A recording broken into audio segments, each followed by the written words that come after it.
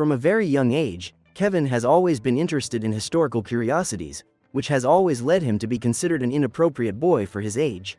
Thanks to his poor performance in sports and his lack of social skills, Kevin can't make any friends at school and spends most of his time reading his history books alone. One day, while studying the anatomy of the mammoths that lived on Earth thousands of years ago, the boy hears a noise coming from inside his closet, but he believes that the sound is just a figment of his imagination and decides to ignore it. However, the following night, when Kevin is in his room, he feels an earthquake and suddenly the closet starts to move. Terrified, the boy decides to open it and is surprised to find a whole world inside his closet. He immediately walks towards the beach and begins to be chased by a group of soldiers. After almost being hit by an arrow, Kevin realizes that his life is in danger and runs back to his closet. Luckily, the boy manages to reach his room safely, but he is followed by a warrior who was also fleeing from the hunters. Frightened, Kevin runs to tell his parents that there is a Viking warrior in his room, but they pay no attention to what the boy has to say, believing that it was all just a dream. When he returns to his room, the boy notices that his closet is back to normal, but suddenly the wall opens and the Viking makes his way through the forest. When he realizes that this is his chance to experience a historic adventure, Kevin doesn't think twice about going after the warrior, but just then his room returns to normal and he runs into the wall. Every night after that, the boy looks at his closet in the hope of having another chance to return to the past. Then, one early morning, his wish comes true and the closet begins to shake. Suddenly, a group of people come out of it and, when they come across Kevin, Penelope and her team are terrified because they believe they have been found by the Supreme Being. However, when the boy turns on the lights, the intruders realize that he is just a child and, with the help of a map, begin to plan the next steps of their escape. Just then, the closet doors open and huge beams of light come out of them. As they try to hide, they all hear the voice of the Supreme Being ordering them to return the map. Then Bidalig breaks down the wall and manages to open a way out so that his friends can escape. Seeing the luminous creature approaching, Kevin decides to jump after them and slides at high speed until he reaches a ship. While trying to convince himself that it was just a dream, the boy realizes that he is in the year 1810, in the middle of a battle between Madame Chung and the British Navy. Suddenly, the ship begins to be bombed and the group hides under the deck. Looking at the map, Widget says that there is a portal 80 kilometers away and, if they manage to get there, they will be transported to the year 1200 before Christ. At that moment, Kevin realizes that this is not just any map, but a celestial table of anomalies and portals that lead to all dimensions, allowing Penelope and her friends to travel throughout the universe. During the conversation between the boy and the time travelers, Madame Chung appears and orders her men to eliminate the intruders. However, when she realizes that Kevin can help her win the war, the woman decides to listen to him and orders the sailors to change course. Grateful for the boy's contribution, Madame Chung invites him to be her advisor, but he decides to go on with the time bandits. After going through the portal, Penelope asks Kevin how they can find the treasure they are looking for, as she believes the boy is able to predict the future. However, Kevin says he doesn't have this ability and soon spots Stonehenge being built. At that moment, the boy is overjoyed, as he has always wanted to know why those monuments were built. Now that he has the chance to ask the prisoners directly, Kevin wastes no time in discovering that the place was originally designed to be a ceremonial site for major events. When he discovers the truth, the boy gets frustrated and goes to join the rest of the team. While everyone is sitting around the campfire, Kevin asks why they are being chased by those giant heads. At this point, Penelope reveals that the Supreme Being was her boss, but she and her friends decided to betray him and stole the map because they no longer wanted to follow the entity's orders. Over dinner, Bidalig convinces his friends to take Kevin back home the next morning. Meanwhile, Pure Evil receives news that the celestial map has been stolen and orders Damon to send Fianna to find the artifact before the Supreme Being can take it back. The next morning, as soon as the sun rises, Kevin and his new friends go through the portal that has just formed between the rocks and are sent to the city of Troy. Penelope's plan is to steal the Trojan horse to add to her collection of historical treasures, but she soon realizes that the object is too big to steal. So she decides to go to the next destination and Widget reveals that the nearest portal is inside the city of Troy. According to Kevin, the only way to get in is to hide inside the wooden horse, so the boy convinces the Greeks to allow him and his team to hide with them. But that night, instead of taking the horse into the city, the Trojans decided to burn it. However, before the wooden statue could be destroyed, the king appeared and ordered his men to put out the fire, as he was impressed by the beauty of the work of art. After entering the city, the time bandits decide to split up to steal some souvenirs before going through the portal. While waiting for his friends to return, Kevin meets Cassandra, the psychic, and the woman tells him that he will be someone very important in the future. According to her, the boy must remain by the side of Penelope and her team, as he will help them save the universe. After hearing Cassandra's words, Kevin says goodbye and goes to meet his friends so that they can take him back home. However, when they go through the portal, the group is not sent to 2024, but to 50,000 years in the past, when Neanderthals still lived on Earth. According to Widget, they are in Bingley, England, but need to travel to the future in order to return Kevin to his family. So the group decides to make another attempt at time travel and end up in the middle of a forest. While observing that unknown place, Kevin discovers that the group is in Mexico, during the classic Mayan period. While trying to reach the nearest portal, Penelope and her team are cornered by the Mayans. However, to her surprise, the group turns out to be very friendly and invites the outsiders to meet the queen. When they arrive at the castle, the group is greeted by Queen Sackcook, who invites them to dinner. While the staff prepare the meal, Penelope orders everyone to split up to look at the palace's riches and find out what's worth stealing. During the banquet, each member of the group takes the opportunity to question the members of the tribe, but all Kevin can think is that his team is in danger, as the Mayans are famous for carrying out human sacrifices. Convinced that the ritual will take place soon, the boy tries to convince his friends to leave, but is ignored because Penelope is only thinking of finding a treasure to steal. That afternoon, Queen Sackcook takes her visitors to see the museum where her tribe's most valuable items are kept. But when they get there, the time bandits discover that the only really valuable piece is a frog carved from a jade stone, and Penelope doesn't think twice about stealing it. However, she is interrupted by Kevin, who says that if they remain there, they will soon be eliminated in a sacrificial ritual. When she realizes that the boy may be right, Penelope rushes to warn the rest of the team and goes to get Judy so that they can all escape. After a few minutes of running through the forest, the team comes across a cliff and Bitterlig tries to use a vine to get to the other side, but the rope isn't long enough to help him across. With nowhere to run, the team ends up being surrounded once again and is forced to follow the Mayans to the temple. When he gets there, Alto offers himself as a sacrificial offering and begs Sackcook to spare the lives of his friends. However, to everyone's relief, the queen claims that she only took them there to watch the sunset, and Kevin discovers that the information he read on Wikipedia isn't true, as the Mayans claim that they don't make human sacrifices. However, the tribe is extremely strict with trespassers and thieves, whom they punish mercilessly. When they discover that the Mayans have a custom of removing the heads of bandits, Penelope and her team thank them for their hospitality, but say they have to leave. At this point, the prince begins to suspect that they have stolen something from his people and orders the guards to search them. However, when investigating Penelope's bag, all the soldier finds is an avocado, so the queen allows the outsiders to go on their way. At dusk, the time bandits find the portal, but in order to access it, they have to jump off a cliff. After doing so, they finally manage to reach the town of Bingley, in England, in the year 2024, exactly 1 second after they left. Just then, Pure Evil informs Fianna of the location of the thieves who have the map and orders her to go and get it. Upon entering the room, the time bandits discover that the Supreme Being is still there and hide until he leaves. Meanwhile, Kevin says goodbye to his new friends and thanks them all for allowing him to go on these incredible adventures. Suddenly, Mr. and Mrs. Haddock hear someone knocking at the door and are brutally eliminated by Fianna, who uses her laser vision to turn them into stones. When he hears his parents screaming, Kevin quickly goes downstairs and discovers that they have been burned to the ground. Just then, the group spots Fianna approaching through the window and runs back into the room. While Widget tries to open a portal to get his friends out of there, Kevin tries to digest the news that his parents had perished, so he enlists the help of the time bandits to go back in time and save them. Knowing that the boy will be eliminated if he stays there, Penelope decides to take him with the rest of the group. Meanwhile, Saffron is in her room listening to music and doesn't even realize that her parents have just been eliminated. When Fianna enters Kevin's room, she realizes that the time bandits have managed to escape with the map and is furious at having failed in her mission. Meanwhile, the Supreme Being, who actually has a humanoid appearance, is trying to think of a plan to get his map back as soon as possible, as he has discovered that the bandits are traveling without closing the portals. This is a big problem because, according to him, an open portal can lead to major disasters such as anachronisms, paradoxes, and temporal anomalies. In the morning, after getting ready for school, Saffron goes downstairs to have breakfast, but doesn't find her parents. Curious to find out what happened to them, the young woman walks to her brother's room and, opening the closet, comes across 2 men in a boat. Without understanding what is happening, Saffron decides to close the doors and, when she opens them again, she realizes that everything is back to normal. Suddenly, however, the walls of the room begin to shake. At that moment, Kevin and his friends are in a forest looking for something to eat and the boy finds a dinosaur fossil.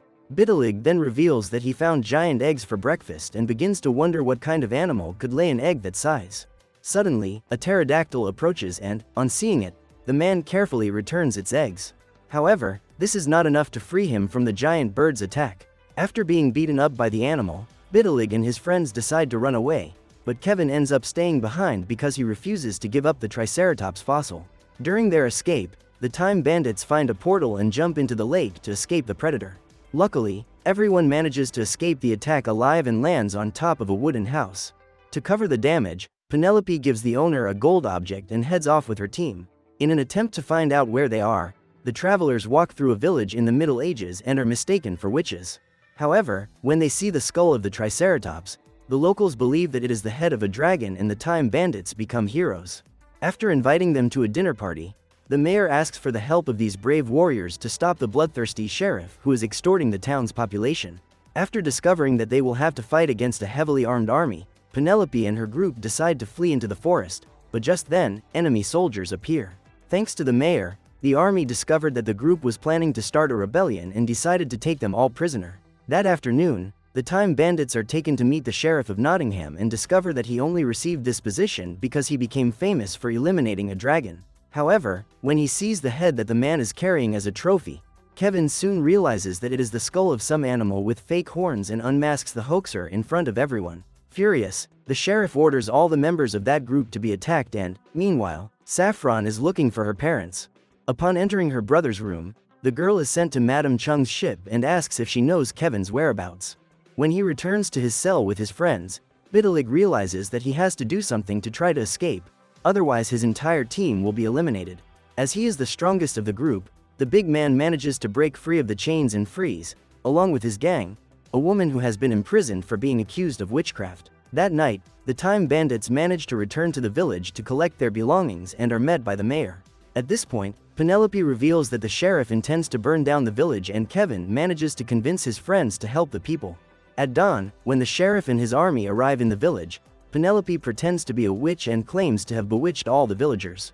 However, the man doesn't believe that she is a real sorceress, so Kevin says that he will imprison all the soldiers inside the screen of his cell phone. At that moment, the sheriff snatches the phone from the boy's hands and orders the guards to tie them all to a bonfire. However, Penelope, Bitterlig and Widget manage to escape and say they are going to get reinforcements to help them rescue their friends. Minutes before the fire starts, Kevin manages to convince the soldiers not to destroy the village, because if they all rebel, the tyrannical sheriff will lose all his power. After freeing the prisoners, the general and his army go after the sheriff and the whole village is spared. A few days later, Penelope and the rest of the team return and reveal that they have been unable to recruit any warriors to help them with the rescue.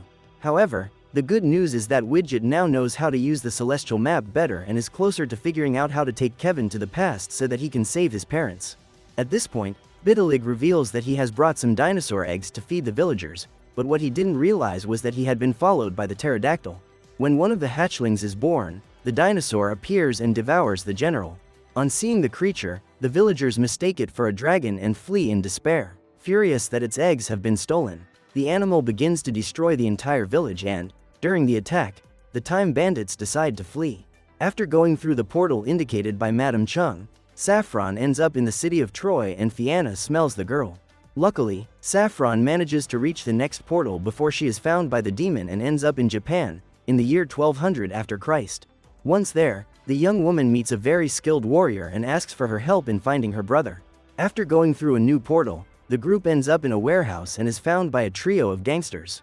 Luckily, the guys believe they've found the gang they were going to do business with, and Penelope, who is mistaken for Madame Queenie, takes the opportunity to sell the mead she stole from the monks who lived in the 8th century. After receiving a huge amount of money as payment for the stolen goods, Penelope and her friends leave the warehouse and Kevin discovers that he is in New York, in the year 1929. Now, the team's mission is to spend all the money they've raised and their first stop is a clothing store so they can dress like the members of high society of that era. This year, the dry law was being implemented, which meant that all types of alcoholic beverages were banned. Even so, people continued to drink, the difference being that they paid a lot more for the products. That night, Penelope and her gang were invited to a party organized by Bumpy Johnson, the man they sold the mead to. When he enters that illegal bar, Kevin feels excited, as this is the first crime he has committed in his entire life. While everyone is having fun and making new friends in the bar, the real Madame Queenie is informed that her warehouse has been raided that afternoon and orders her men to teach the invaders a lesson. After spending all the money they earned from selling mead, the Time Bandits decide to start counterfeiting it in order to make more money.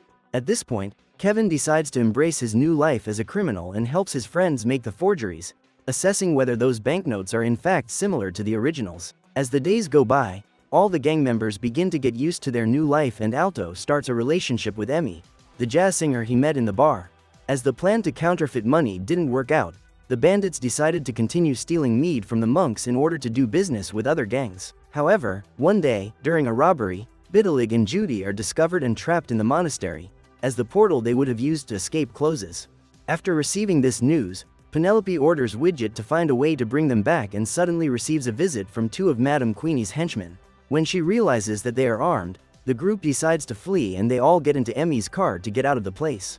While his team tries to escape the gangsters, Widget discovers how to open a new portal to rescue his friends from the monastery and manages to save them. During the getaway, Emmy decides to get out of the car and Alto takes over driving the vehicle to throw off the criminals who are trying to catch up with them. Just then, the group spots some tracks left by their friends and realizes that they have been captured by Madame Queenie's henchmen. Suddenly, Bumpy Johnson shows up and discovers that Penelope is not who he thought she was. Just as everyone is about to be finished, the real Madame Queenie arrives on the scene and Penelope manages to convince her that it was all just a misunderstanding. So the woman orders her men to put down their weapons and free the hostages. After saying goodbye to the friends they made in New York City, the Time Bandits head off to their next destination. Having failed to find Kevin, Fianna continues to follow Saffron's tracks and, when she realizes that the girl is in danger, the warrior decides to help her escape. While fleeing through the forest, Saffron ends up being captured by the demon, but when she discovers that she has spent all this time following the wrong child, Fianna leaves and the young woman continues her mission to find her brother. After taking on the criminal gangs of the Victorian city, the Time Bandits have run out of resources, so the only things they have to eat are sticks from the forest. Suddenly, the Supreme Being appears once again, causing the group to flee in desperation, but before running off, Judy decides to approach the apparition, which tries to get away from her. As a result, the divine face ended up falling to the ground, revealing that the bizarre head was none other than Jasper, one of the deity's assistants. Before his fugitives left, the boy told them that they must not give the map back to the Supreme Being, as the man was planning something terrible. With that, the group realizes that a portal has appeared, and Jasper asks them to leave and protect the map at all costs. After crossing the portal, the bandits realize that they have ended up in the middle of Georgian England, in a place where a great play is about to begin. Trying to find a way into the theater, the group goes to the back door, where they manage to infiltrate the kitchen, and after dressing in accordance with the rest of the party members, they set off towards the ballroom. While his friends are eating, Kevin goes to one of the sandwich towers, and before he can eat, he is surprised by the Earl of Sandwich, who reveals that he is the inventor of the food he is about to eat. So he allows the boy to taste his new invention, and decides to tell the story of how he came up with the idea to create that meal. Sometime later, Penelope tries to amuse Kevin, who is still depressed about the loss of his parents, and in order to cheer him up, the leader of the bandits performs various magic tricks for the boy. During the conversation, none of them realizes that they are being watched by a demonic cat, which is spying on the group through the window. In the Hell Dimension, Pure Evil watches the Time Bandits through the eyes of his spy cat, and is furious when he notices that his targets are using their great time-traveling abilities to do such useless and pointless things. Soon afterwards, the demonic leader talks to Fianna and orders her to hurry up and capture the bandits and bring the map of the universe to him, and tells her that if the creature doesn't complete its mission, it will be severely punished. Back at the English party, everyone heads for the pineapple hall so that they can observe and enjoy the fruit. Upon arriving at the site, the nobles find the time travelers devouring the pineapple, and so that her team isn't eliminated, Penelope decides to challenge the Count, who schedules a duel against the woman the next day. Continuing her search for her brother, Saffron uses the time rift once again and ends up in the middle of an ice storm. In order to warm herself up, the young woman tries to light a fire with her equipment, and doesn't even realize that she is being watched by someone. The next morning, after choosing their weapons, Penelope and the Count move away to start the fight, but at that moment they are stopped by Fianna, who suddenly arrives on the scene. Noticing the presence of their enemy, the bandits decide to flee, causing the Count to become furious at having his duel interrupted once again. So the man challenges the humanoid creature, who wastes no time in shooting him in the chest. Upon finding the portal, the Time Bandits manage to escape their pursuit, and after passing through a macabre and empty dimension, they end up in the middle of a huge African desert. Soon afterwards, the group realizes that Judy hasn't been through the rift, and they become extremely worried about her whereabouts. Trying to find some civilization, the travelers go to the top of a mountain, and after spotting a large village, they set off in the direction of the place, and Kevin discovers that this is the city of Mansa Musa, an ancient Malian king who is among the richest men in history. When she hears this, the leader of the bandits gets excited and tells them it's time to carry out the biggest robbery of their lives. Believing they have a clear path to steal the king's treasure, Penelope approaches the valuable items, but is easily captured by the guards, who decide to take her to Mansa Musa's tent. During the interrogation, the king concludes that the trio is not a real threat, and as an apology, he asks the bandits to accept some of his gold bars.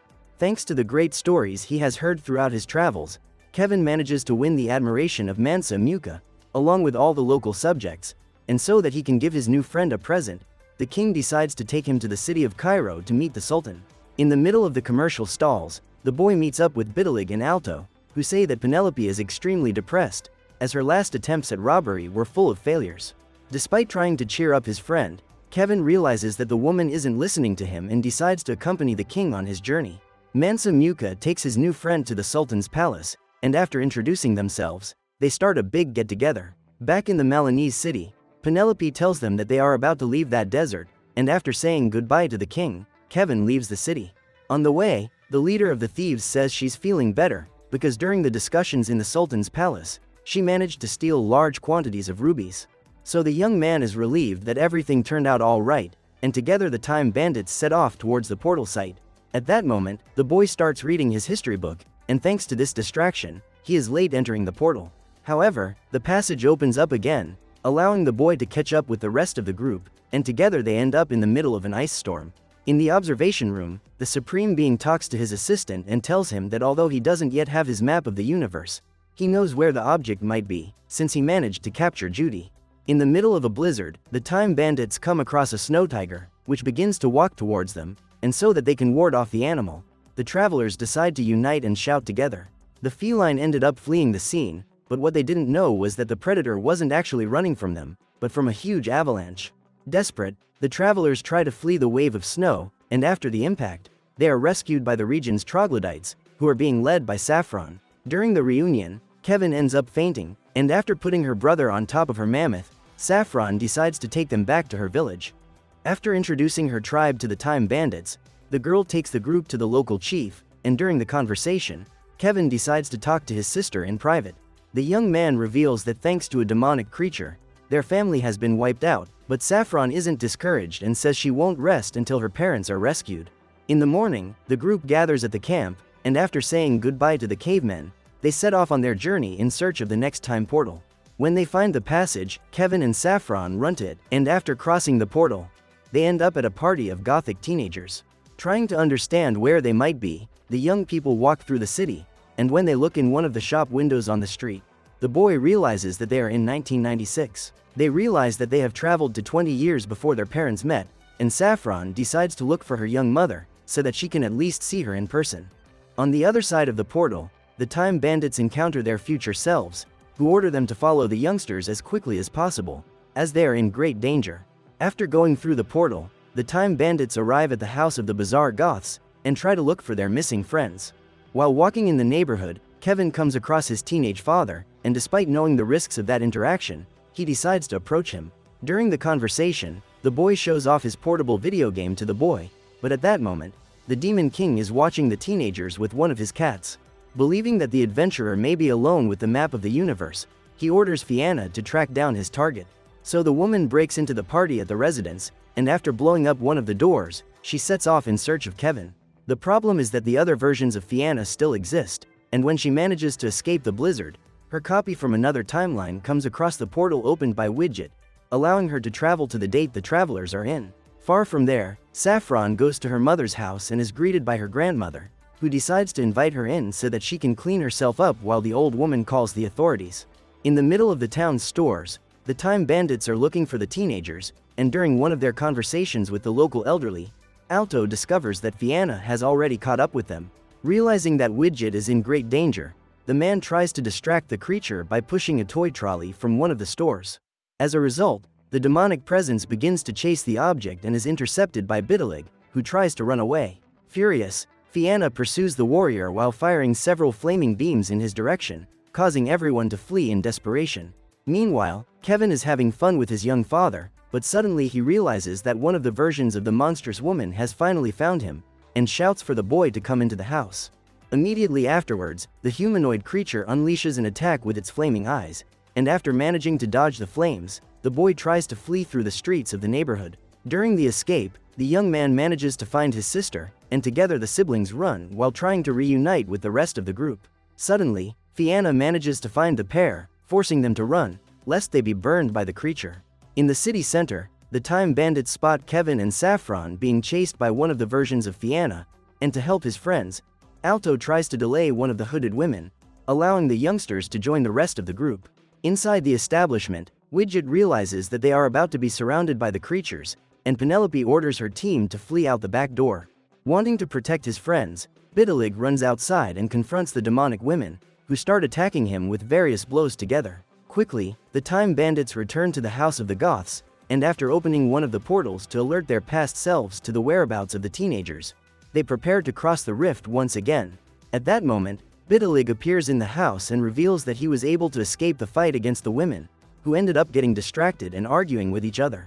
As a result, the group travels back to the Ice Age, and while feeding in the Neanderthals' camp, they come across the snow tiger. However, the feline ends up being paralyzed in midair, and they discover that it is just another of Pure Evil's observers, who orders the thieves to hand over the map of the universe. Despite the threats, the group is not intimidated by the infernal leader, and so that he can force them to hand over the map, he reveals that he has managed to capture the teenagers' parents. When they notice the couple in chains, Kevin and Saffron are extremely happy, because thanks to the childhood memories of their parents, the adults have grown up in a different way, where they have been trained to deal with dangerous situations and real threats. Immediately afterwards, Pure Evil says that if they want to rescue their family, the teenagers will have to travel to his fortress and hand over the map of the universe, otherwise their parents will be eliminated. Upon hearing this, Widget notices that one of the parts of the map was torn off during the group's adventures, and in order for them to get to Pure Evil, Kevin explains that they should talk to Cassandra, the visionary, who can tell them where to find the missing piece. In the morning, the Time Bandits say goodbye to the Neanderthals one last time, and together they set off on their next journey. On the other side of the portal, the travelers once again come across the city of Troy, which is in the middle of a battle against the Greeks. At the end of the fight, Kevin approaches one of the army leaders and asks about Cassandra's whereabouts. The man quickly recognizes the boy and asks one of his soldiers to take the team to visit the city dungeon where the woman was imprisoned a few days ago. The problem is that they have not understood their leader's order very well, and end up arresting the travelers as normal. At that moment, the young man runs into Cassandra, who is extremely happy to see him again. Upon hearing the whole story, the visionary reveals that the Time Bandits must go to the last place they saw the lost piece, and Penelope claims that the map had one of its parts torn off the day Susan fell from the top of the cliff and was crushed by a rock. Kevin explains that they must go to the exact moment when the powerful thief perished, so that they can search for the rest of the map of the universe. Quickly, Bidalig uses his uncanny strength to free Cassandra, who leaves, and together the travelers set off towards the place where the next portal will appear. During the search, the adventurers walk along the beach in search of the portal, when suddenly they notice a strange movement in the ocean. As they watch the scene, the group came across a huge trident rising from among the waves, followed by a colossal figure rising from the depths of the ocean. Terrified, the Time Bandits realize that this is Poseidon, the god of the seas in Greek mythology, and after rising to his full height, he orders the Time Bandits to return his map of the universe. At the same time, the deity reveals his face to the mortals, and thanks to this, Penelope realizes that this is actually the Supreme Being, and shouts for everyone to run as fast as possible. However, Kevin gives up running and begs the god to help him rescue his parents from the clutches of Pure Evil, but the deity doesn't listen and strikes with his giant hand. When he opened his eyes again, the boy saw the Supreme Being standing in front of him, and after introducing himself, the entity said that it had brought the young man to one of its empty spaces so that it could propose a deal to him. The man explains that he can no longer stand chasing the Time Bandits to recover his map of the universe, so he asks Kevin to become his secret spy. Confused, the teenager asks why he would do this, and the Supreme Being says that if he manages to steal the divine object from Penelope's hands without her noticing, the young man will have his parents back home safe and sound. After explaining his deal, the deity sends the boy back to reality, where the members of the group argue furiously. Irritated, Saffron ends the discussion and asks the group to focus on the main objective. So Widget takes his team to the place where Susan perished, and when they get there, they start looking for their former member.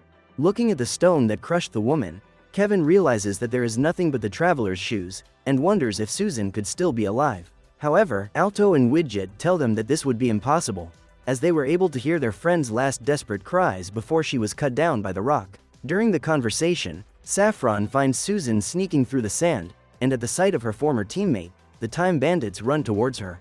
Noticing that the thief has fled through a portal created on the beach, the adventurers waste no time in crossing the gap. After a quick chase through the forest, Susan runs into a camp of Chinese soldiers, and while trying to catch up with the woman, the bandits are intercepted by the guards, who are accompanied by Qin Shi Huang, the emperor responsible for building the Great Wall of China. So that they can get through, Kevin tries to convince the ruler that he is a great and powerful visionary. The young man claims that in the future, millions of people will visit the country to admire the man's work, and that thanks to this, he will become China's first emperor. Flattered by Kevin's words, Qin Shi Huang allows the group to continue their journey, and the Time Bandits go through yet another portal.